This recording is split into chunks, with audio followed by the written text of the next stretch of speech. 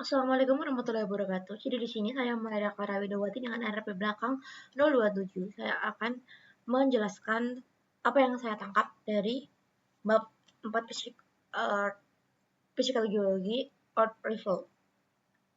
Dari apa yang saya pelajari, ada beberapa yang dibahas di bab 4 ini. Yang pertama itu kita masuk terlebih dahulu ke konsep dasar mengenai tektonik lempeng. Nah, tektonik lempeng ini adalah sebuah teori yang menjelaskan bahwa permukaan bumi itu terbagi menjadi beberapa lempeng litosfer besar dan tebal, dan mereka bergerak secara perlahan dan bisa saja berubah ukuran. Sampai sejauh ini yang diketahui, permukaan bumi terdiri dari 8 lempeng besar ditambah banyak puluhan lempeng kecil lainnya.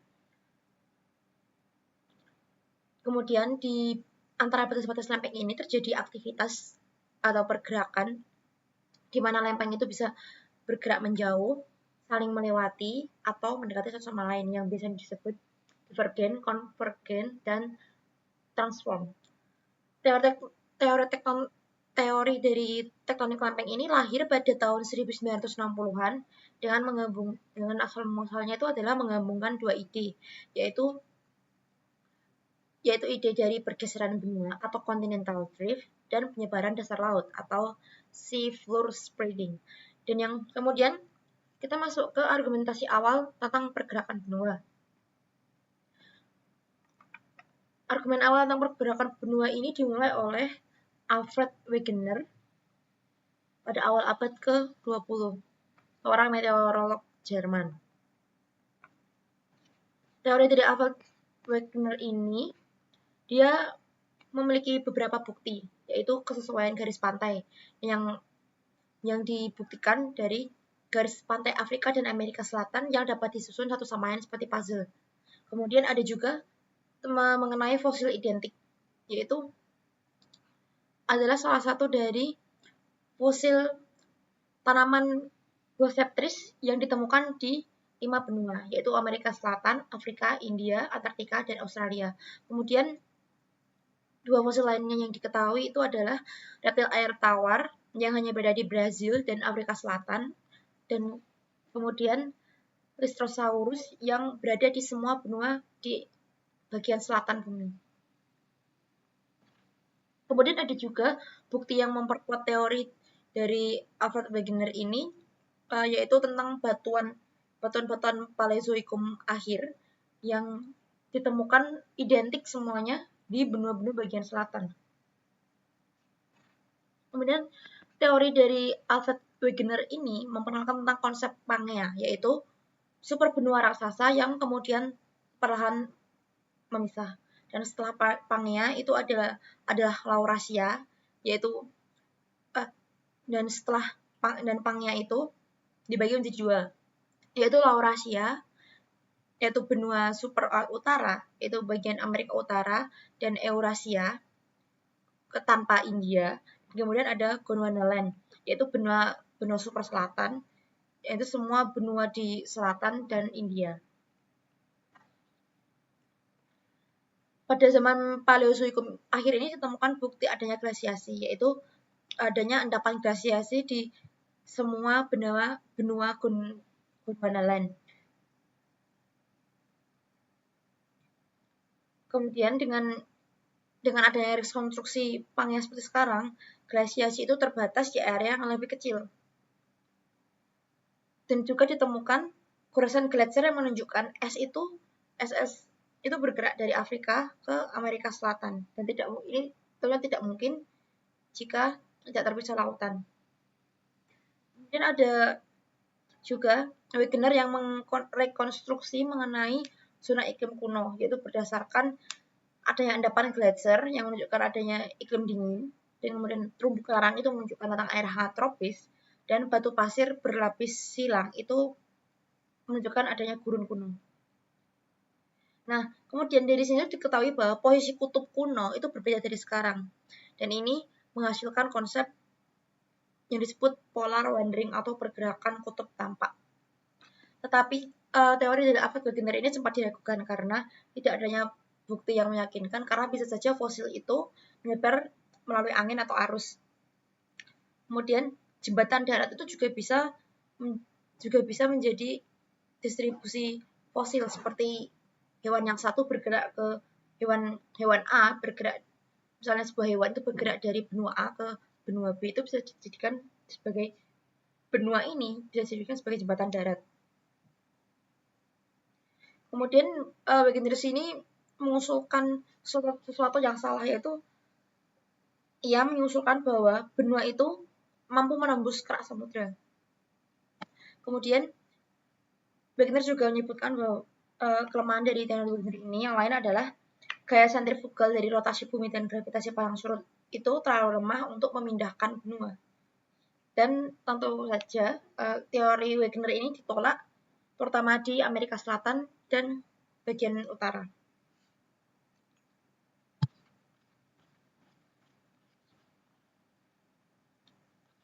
Lalu kita lanjut ke bagian paleomagnetisme dan kepanikan gerakan benua.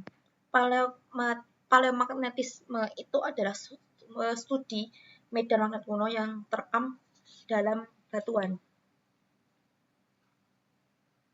Contoh-contoh yang berperan itu mineral magnetik dalam lava basalt. Itu dia bisa bertindak seperti jarum kompas kecil saat mendingin di bawah titik Curie. Titik Curie itu adalah suatu titik di mana batuan tersebut dapat merubah atau bahkan kehilangan sifat magnetismenya.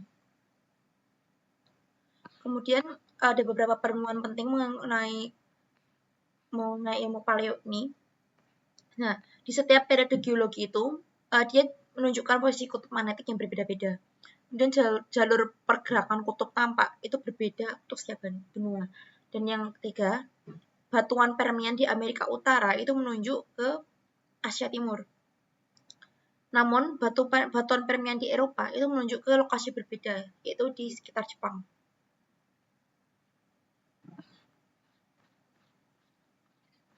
Kemudian, kita masuk ke bukti baru pergerakan benua.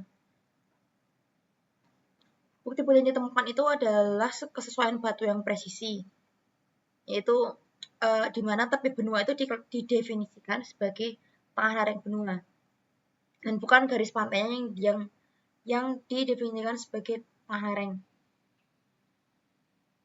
Kemudian adanya kontak batuan yang khas di Afrika, itu tuh dia memiliki posisi yang sama seperti batuan di Amerika Selatan saat disusun. Kemudian adanya usia isotop batuan yang cocok antar benua, dan ada juga bongkahan batu gletser di Amerika Selatan itu dapat saat dilacak dia sumbernya dari Afrika. Kemudian ada kesamaan dalam jenis, struktur, urutan, fosil, usia, dan derajat metamorfosis dari batuan Brasil dan batuan Gabon di Afrika. Kemudian ada juga bukti modern mengenai bukti baru pergerakan benua, itu data satelit GPS yang menunjukkan bahwa benua ini bergerak dan dapat diamati langsung. Nah, kecepatan benua bergerak ini sekitar 1-24 cm per tahun.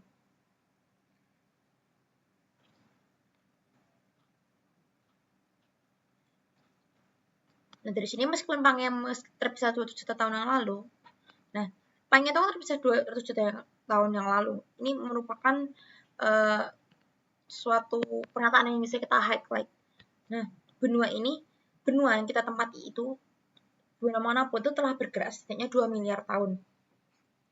Benua itu akan terus bertabrakan, menyatu, terpisah, dan bertabrakan lebih berulang kali. Jadi mereka akan seperti mengulangi siklus yang tidak hentinya. Kemudian kita masuk ke pembentukan dasar laut. Pembentukan dasar laut ini cukup menarik.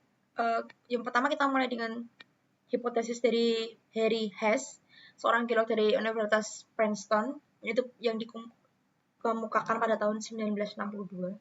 Dia menyebutkan konsep dasarnya itu adalah bahwa dasar laut itu bergerak menjauh dari punggung laut tengah atau mid ocean ridge seperti sabuk konveyor. Kemudian dasar laut baru itu terbentuk di sumbu penyebaran atau puncak punggung laut. Kemudian dasar laut yang tua itu tenggelam kembali ke mantel di zona subduksi atau palung laut.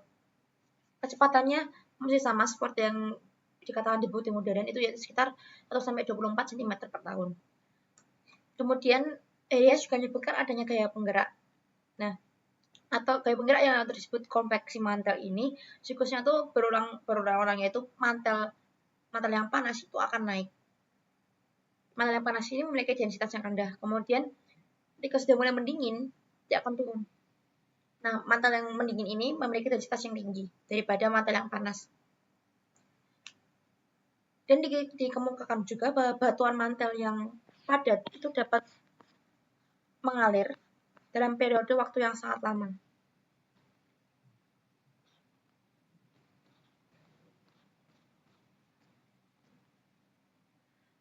Panas yang ada di mantel ini dapat berasal dari panas radiasi dari pembentukan planet maupun peluruhan isotop radioaktif.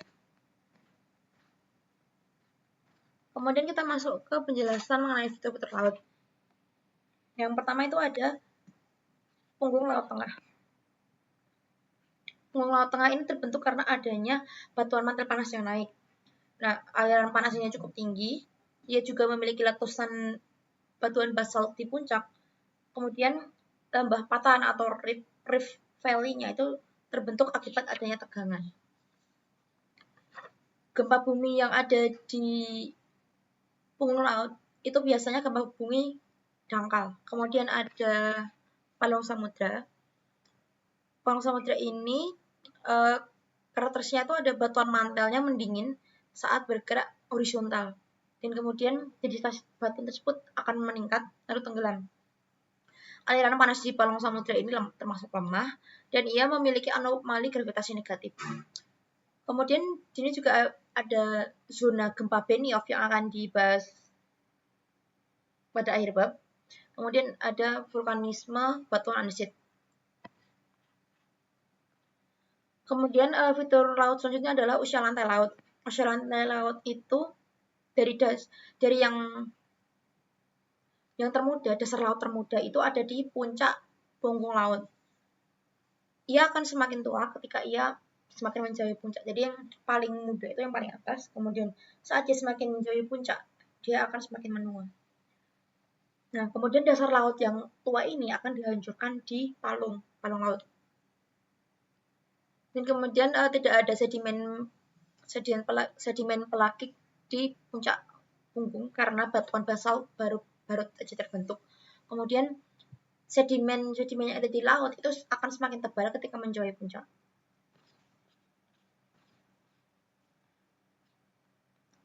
Kemudian kita lanjut lempeng dan pergerakan lempeng. Yang pertama kita akan masuk ke struktur lempeng terlebih dahulu. Yang pertama itu ada litosfer. Litosfer itu adalah lapisan luar bumi yang kaku. Lapisan luar bumi ini yang dimaksud adalah gabungan dari kerak dan mantel bagian atas. Jadi dari kerak hingga mantel hingga bagian atas itu biasanya disebut litosfer. Litosfer dari benua itu memiliki ketebalan rata-rata 10-100 km. Rata-ratanya 70 km. Dan perlu digarisbawahi bahwa semakin tebal dan tua litosfer samudra itu, dia akan semakin menjauhi punggung laut. Kemudian untuk ketebalan litosfer benua itu sekitar 125-250 km.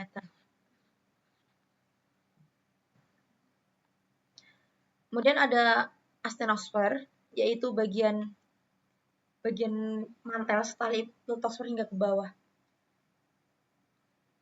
Atmosfer ini memiliki zona kecepatan gelombang seismik itu rendah, di bawah litosfer. Dia memiliki perilaku duktil atau memiliki suhu dan tekanan yang sangat tinggi. Kemudian ia memiliki kemungkinan untuk meleleh beberapa persennya saja.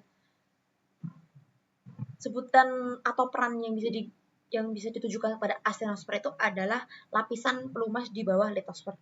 Dan ia kemungkinan memiliki kedalaman sekitar 70 hingga 200 km di bawah lautan.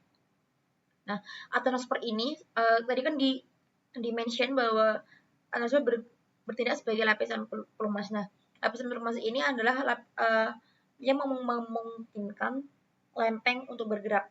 Jadi lempeng itu akan diibaratkan lempeng atau tetosfer ini mengapung di atas atenosfer.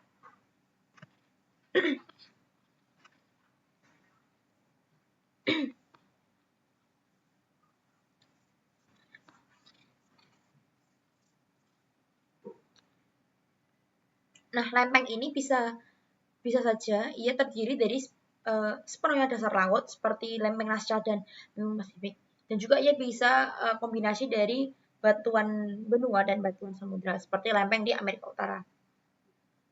Nah, batuan benua itu dia memiliki densitas yang lebih rendah daripada batuan samudra, sehingga ia tidak bisa tersubduksi. Kemudian bagaimana kita tahu bahwa lempeng itu bergerak? Nah, itu ada buktinya. Yang pertama itu ada anomali magnetik laut atau anomali magnetik maritim.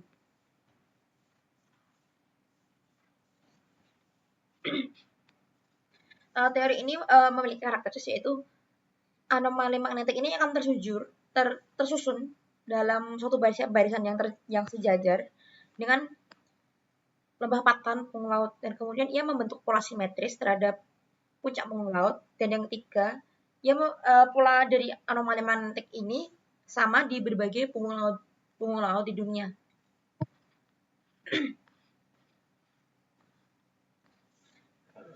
Nah, kemudian di sini ada seorang geolog Inggris yaitu Finn Matthew. Itu dia Finn dan Matthew atau Fred Fine dan Drummond Matthew. Itu mereka melakukan pengamatan tentang adanya anomali magnetik ini.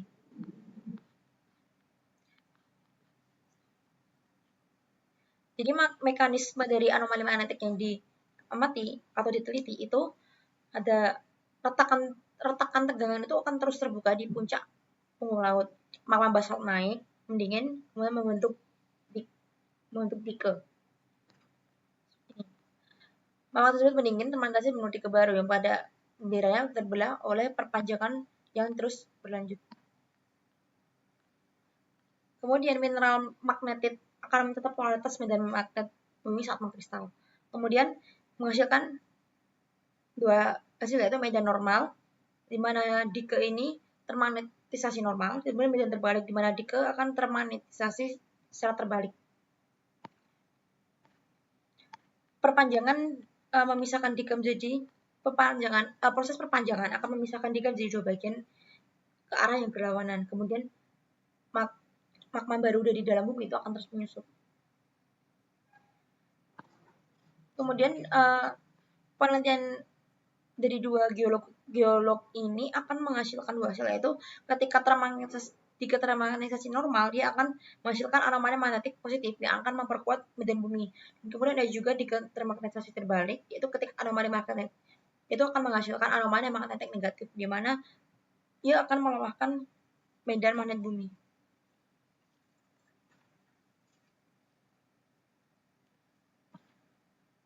Kemudian apa sih yang bisa digunakan dari dua hipotesis dari dua geolog tersebut? Itu adalah yang pertama, kita bisa mengukur laju pergerakan. Nah, coba contohnya itu dasar laut yang mewakili pembalikan itu pembalikan 4,5 juta tahun yang lalu ditemukan 45 km dari puncak punggung laut. Dari sini ditemukan bahwa lajunya itu dapat dihitung dari 45 km dibagi dengan total waktu yang diperlukan saat pembalikan, yaitu 4,5 juta tahun, yaitu hasilnya adalah 1 cm per tahun. Kemudian hipotesis ini juga bisa digunakan untuk memprediksi usia dasar laut dengan pola anomali yang dicocokkan dengan skala waktu pembalikan magnetik.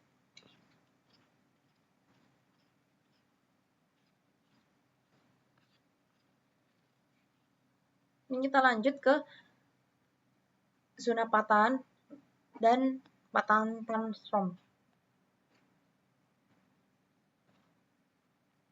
Patahan transform ini adalah bagian zona patahan antara dua segmen puncak laut, dan gerakan batuannya itu konsisten dengan penyebaran dari kedua segmen punggung.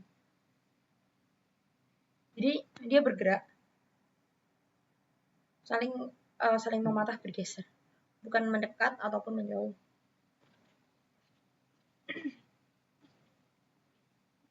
Kemudian di sini kita juga bisa mengukur gerakan lempeng ini secara langsung. Yaitu yang pertama tentu saja dengan sistem GPS atau metode modern lainnya yang berupa satelit, radar, laser, dan ini memiliki penelitian hingga 1 cm. Jadi dari metode modern yang sudah disebutkan itu mampu mencatat gerakan lempeng tahunan di seluruh dunia. Dan tentu saja memberikan hasil, yaitu kecepatan yang diukur itu sesuai dengan prediksi dari anomali magnetik. Seperti contohnya, itu ada sebuah lempeng yang diteliti, itu dia mendekat 2 cm per tahun dan 6 cm per tahun. Itu sesuai dengan kecepatan konvergensi, yaitu 8 cm per tahun.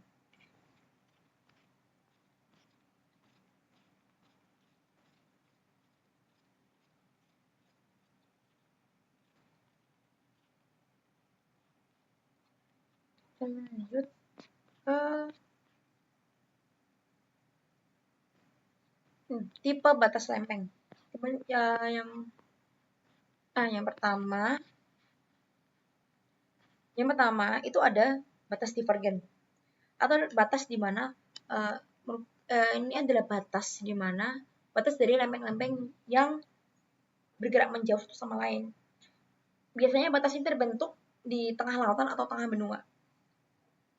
Dan batas divergen ini memiliki fitur-fitur geologis seperti adanya peregangan dan penipisan kerak, gempa yang berfokus pada kedalaman dangkal dan memiliki patahan normal, kemudian ada lembah rift sebagai graben di pusatnya, kemudian dia ada juga vulkanis basaltik, kemudian adanya ekspansi thermal batuan panas, dan aliran panas yang ada di batas divergen ini biasanya tinggi.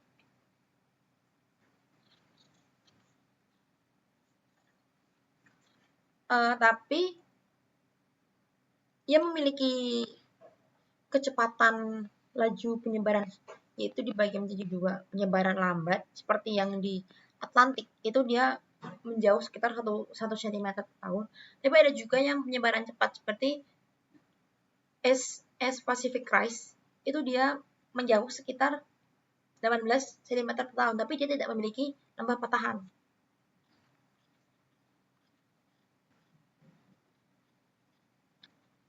Kemudian kita lanjut ke batas transform. Batas transform ini dia memiliki karakteristik seperti lempengnya itu bergerak horizontal melewati satu sama lain. Lalu gerakan pada satu patahan itu atau itu kelompok memiliki patahan yang paralel. Gempanya ini fokus pada kedalaman yang dangkal, baik dalam zona sempit maupun zona yang lebar. Dan studi gerakan pertama dari batas transform ini menunjukkan adanya geser sejajar patahan. Jadi patahan ini akan bergeser secara sejajar.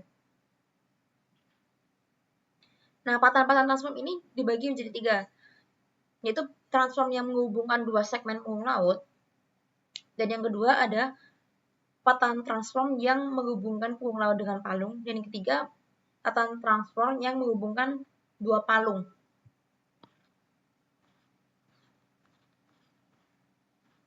Nah, kemudian kita lanjut ke asal-usul dari pergeseran batas transform. Jadi, batas transform ini awalnya tuh terjadi karena adanya batas divergen yang tidak teratur atau melengkung seperti bola. Kemudian dia akan menyesuaikan menjadi belokan sudut siku-siku, dan akhirnya akan menyebabkan punggung laut itu tegak lurus terhadap arah penyebaran dari belokan-belokan sudut siku-siku itu tadi. Kemudian patahan transform itu akan terjadi dan dia akan paralel dengan arah penyebaran dari sudut siku-siku tadi. Kemudian kita lanjut ke batas konvergen. Batas konvergen ini bergantung pada jenis lempeng yang bertemu. Yang pertama itu adalah konvergasi dari lautan dan lautan, dengan ada indikasi bahwa lempeng samudra yang lebih padat itu akan dia akan menunjam atau mendesak ke lempeng samudra lain yang lebih lunak, yang memiliki densitas lebih rendah. Lempeng yang menyelam ke bawah itu akan membentuk dinding luar palung. Dan ia memiliki fitur geologis seperti palung laut, Benioff. Kemudian juga ada busur pulau atau island arc. Kemudian ada segitiga akresi atau dinding dalam palung, dan ia terbentuk dari sedimen laut yang tergeser dan terlipat. Kemudian ada cekungan forearc.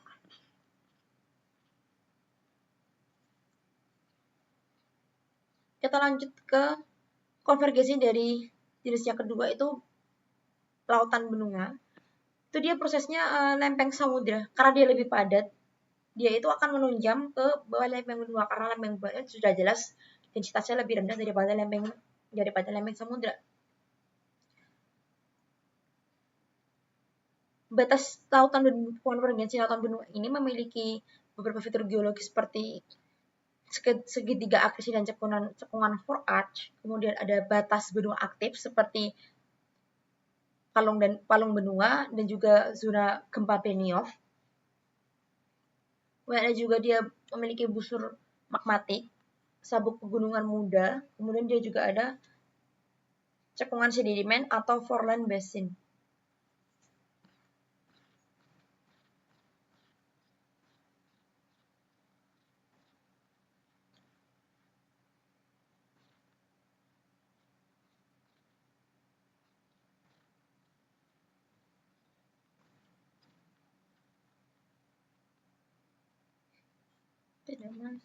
Kita ini saja. Kemudian ada konvergensi dari benua-benua.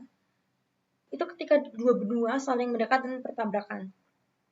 Keduanya ini akan dipisahkan oleh dasar samudra yang tersubduksi. Karena litosfer samudra berdapat tenggelam, litosfer benua itu tidak dapat tenggelam. Jadi keduanya saling mendorong. Ini biasanya dia menyebabkan area pegunungan sangat tinggi seperti pegunungan Himalaya, yang merupakan perbatasan yang terbentuk akibat dari adanya konvergensi India dengan daratan Eurasia. Kemudian ia memiliki fitur geologis seperti sabuk pegunungan di interior benuanya. Seperti yang sudah dicontohkan tadi, yaitu pegunungan Himalaya.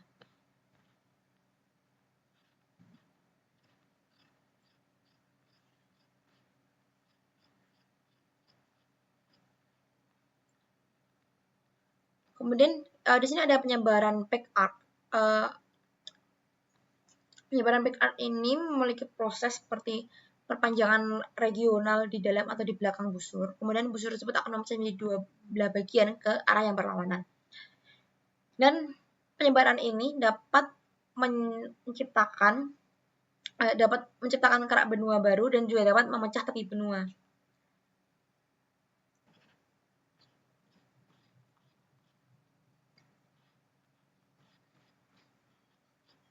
Lanjut ke gerakan batas lempeng. Gerakan batas lempeng itu diketahui tidak statis. Puncak punggung laut itu dapat pindah melintasi permukaan bumi. Puncak punggung laut juga dapat melompat ke posisi yang baru. Nah, batas konvergen itu dapat bermigrasi dari palung, dan busurnya itu juga akan ikut bermigrasi. Kemudian subduksi itu dapat berhenti dan tiba-tiba memulai tempat baru. Ada juga batas transform yang dapat berubah posisi.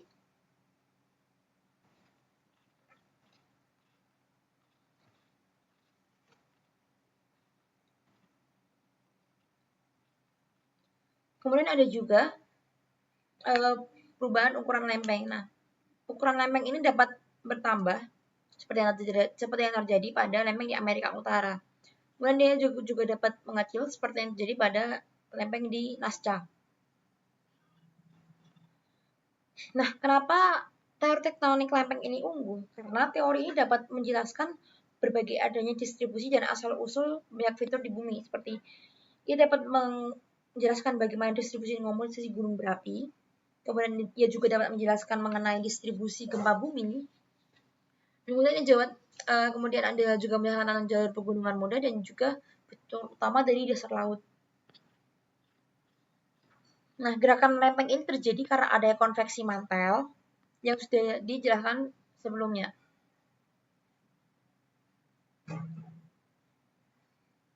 Namun, konveksi mantel ini masih menjadi perdebatan karena konveksi mantel ini sebenarnya merupakan hasil dari pergerakan lempeng atau malah menjadi penyebab dari pergerakan lempeng itu sendiri. Kemudian, masih didebatkan bahwa penurunan lempeng dingin ini dapat menciptakan konveksi mantel, dan kemudian yang ketiga masih diperdebatkan itu adalah bantuan mantel panas yang naik di batas Divergen itu apakah untuk mengganti lempeng yang berpisah.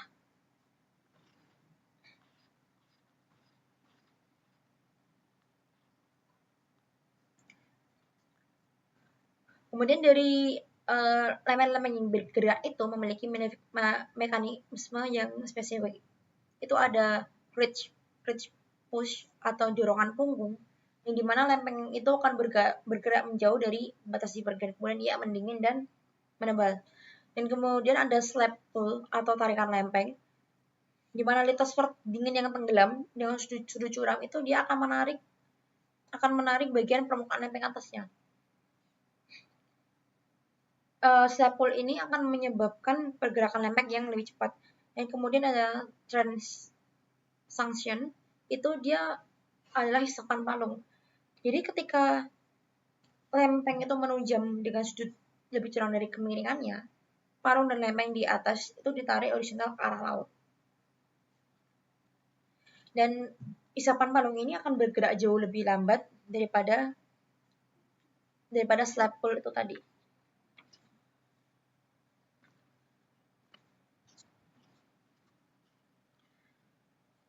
Dan kemudian ada plume mantel dan titik panas.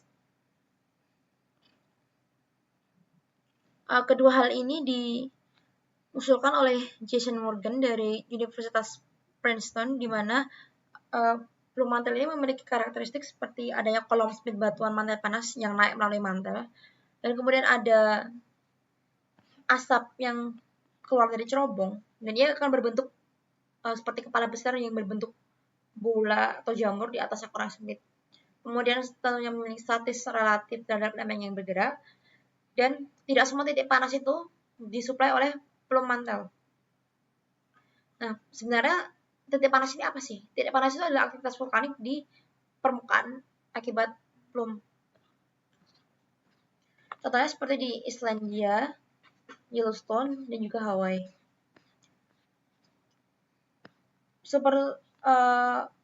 Plumes dan pemantal dan titik panas ini tentunya memiliki proses dan dampaknya. Dampaknya itu adalah super plums itu memiliki proses ketika plume besar itu mendekati bagian permukaan. Kemudian dia akan mengangkat dan meletuskan lapangan basalt dan akan menyebabkan banjir yang luas. Kemudian ketika kepalanya akan melebar di bawah kerak, area basalt itu akan banjir melebar dan kerak itu akan menggang. Atau ketika ekor mengikuti kepala, si vulkanik itu akan menjadi lebih kecil atau lebih sempit.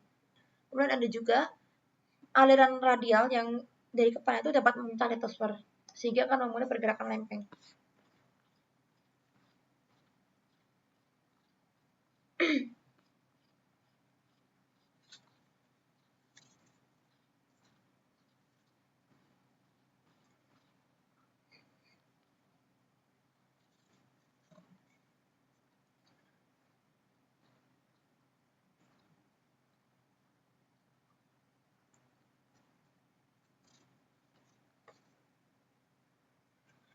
Jadi perlu diingat bahwa tetap ada tektonik indentasi dan juga batas lempeng yang dikatakan lembek.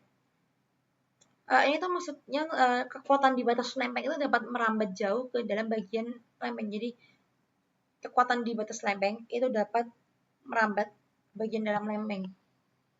Kemudian Batas lempeng itu tidak selalu sempit dan kaku, tetapi ia sangat kompleks dan juga luas.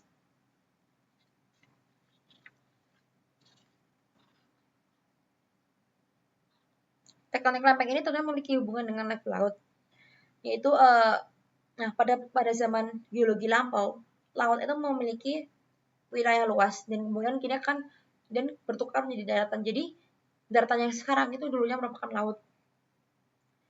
Hal ini dapat dibuktikan dari daratan di Amerika Serikat itu didasari dari batu kapar laut yang disebutkan dalam era Paleozoik.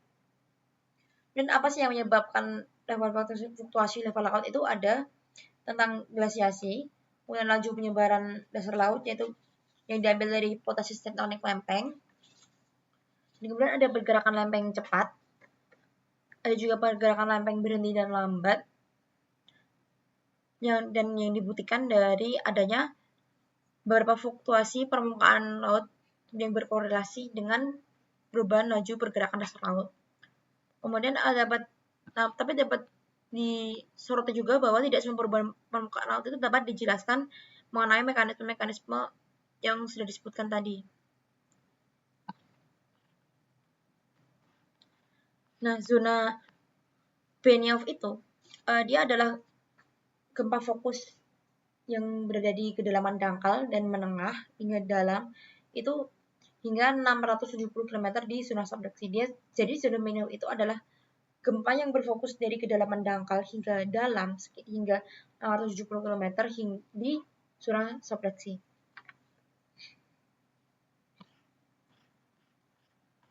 Kemudian untuk pemain penting lainnya itu ada bumi itu memiliki 8 lempeng besar dan puluhan lempeng kecil. Kemudian ya pertama kali adanya lempeng itu ada Pangea yang terpisah menjadi Laurasia bagian utara dan Gondwana di bagian selatan. Kemudian bukti-bukti dari teori Wegener itu ada mengenai fosil. Fosilnya itu adalah fosil tanaman, reptil air tawar, dan juga reptil.